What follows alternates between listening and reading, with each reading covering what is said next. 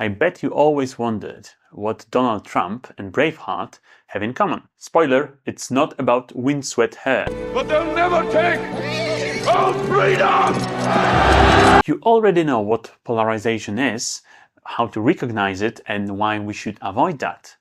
Today I'm going to show you two polarizing tactics that you can observe or experience practically everywhere. And yes, we'll take the examples from politics, Dark side is very powerful in Biden, or pandemic-related debates, Mask versus no mask. or climate disputes. How dare you! Let's start with the first one. We are already in the midst of the next war. They're succeeding because everyone is waiting for a bomb to drop. There is no need for bombs. They're winning with physiology. It's crazy. No matter where I go, there are two things that I always, 100% of the time, end up talking about: politics and COVID. Our heads are spinning. We are at war, friends, and it's nothing like we ever seen before. The researchers from the I Trust project, which I described in the previous clip, has named this tactic a bravehearting. Aww. Why? Well, it uses two mechanisms that you already know from the previous clip. The first one, IGI, in-group idealization, and the other, out-group demonization. So we idealize ourselves and we demonize people from the other side of the wall. But what's unique here is the metaphor of war. We shall fight, we shall fight, we shall fight, we shall fight, we shall fight, we shall fight. Here you can see the connection with the Braveheart film from 1995. The grandiosity is striking. One Scotsman leading an army of villagers to stand up against injustice and oppression from the stronger English. So they refuse to compromise and they choose to fight. Fight for freedom. Sons of Scotland, will you fight? Right? Against that? No! We will run! And we will live. It's called bravehearting due to its rhetorical resemblance to the speech given by William Wallace, which never fails to give me chills. They may take our lives, but they'll never take our freedom! So this metaphor forces us to think or to speak that we are at war, friends. We have to fight. We have to defend ourselves. They want to destroy us. We have to unite. We need to attack or counterattack, and so on and so on. Now, having said this, consider the following example from Twitter. Scientists aren't making bank. Oh, really? It's the millionaires telling us to make a smaller carbon footprint while they'll fly to a meeting about climate change. If the rich can, but I can't, screw climate change. This is rather simple polarizing tactic. It's not structurally complex. It's us versus them. So they want to destroy us, they attack us, and we have to stand and fight. We have to go to war. To war! We can leave William Wallace for now and move to another hero. This one is English. Are you Robin Hood? Let's start with the example. Consider the following quote from Donald Trump. You look at what China is doing to our country in terms of making our product. They're devaluing their currency. There is nobody in our government to fight them back. We have a very good fight. They're using our country as a piggy bank to rebuild China. Notice that polarization does not always divide people into two groups. In these examples, you have three parties. So there is us, they one, and they two. It's better to use the following diagram from I Trust project group to explain this. We see two types of them and two lines of conflict, two division lines, true line and false line. They one are the truly bad ones, pulling the strings, controlling politics, media, banks, big pharma, whatever you like. They two are the manipulated masses, the sheeps, not evil, but misled. They one create an artificial division, the false line, dotted line, between us and these clueless masses, the sheeps, they two. However, the true line of division, the solid line, separates all of us plus they two, from the small group pulling the strings, the evil ones, they one. This tactic is called Robin Hooding, and there are three parties there.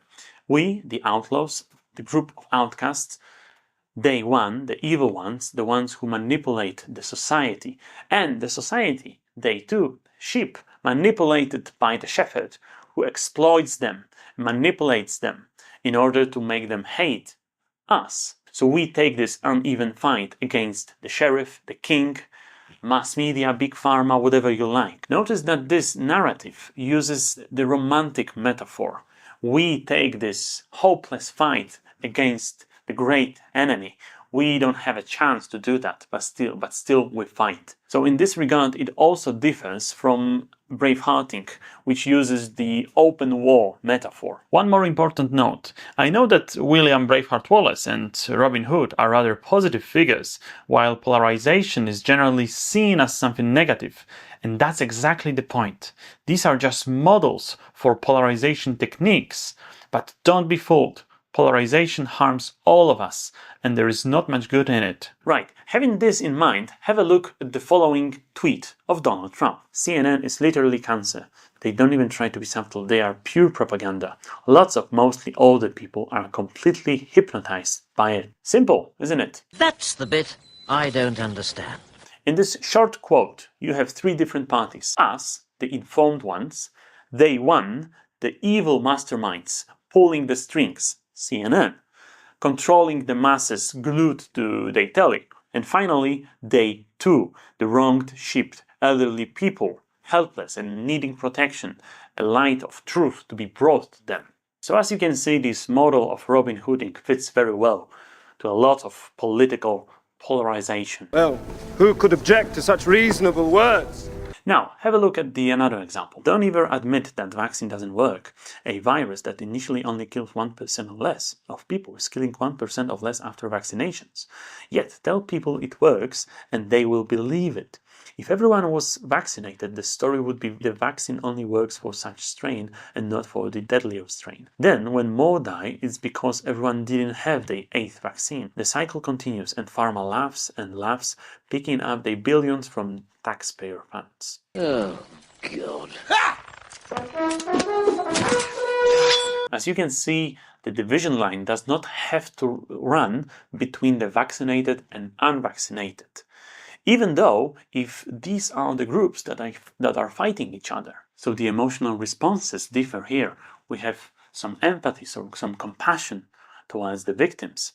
And this is the new mechanism, which is called OGV, oppressed group victimization, because it identifies an oppressed group outside the main one, outside our group. And also we have another emotional response towards this individual or a small group of heroes, Robin Hood, who stands and fights for the victims. I declare him from this day forth to be an outlaw,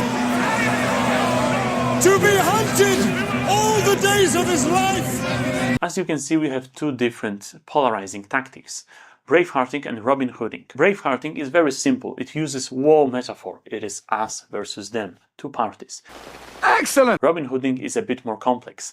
There are three parties, us, they one, the evil ones, and they two, the victims, naive. And there are also two different division lines, the false one created by the evil ones and the true division line between the small group, the evil ones, and us and the victims. Robin Hooding uses a romantic metaphor. There is a small group that fights the great enemy and they have no chance, but still they do what they have to do in order to save the sheep, the naive victims. Okay, so now you know two polarization techniques. Great. But what does that actually mean for you? What can you make from this video? It's very simple. Using the models of Bravehearting and Robin Hooding, you can recognize whether and how someone is polarizing. If you notice war metaphors and we versus them division, be careful not to fall into tribal thinking. No fighting. Oi!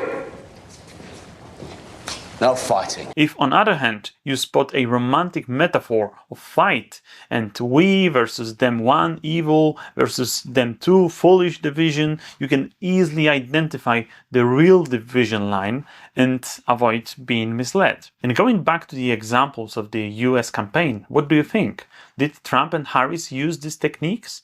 Which ones exactly? Let me know in the comments. Finally, a question for those who watched this far. Which Robin Hood is your favorite film? The one with Kevin Costner from 1991? Or maybe Mel Brooks' parody from 1993?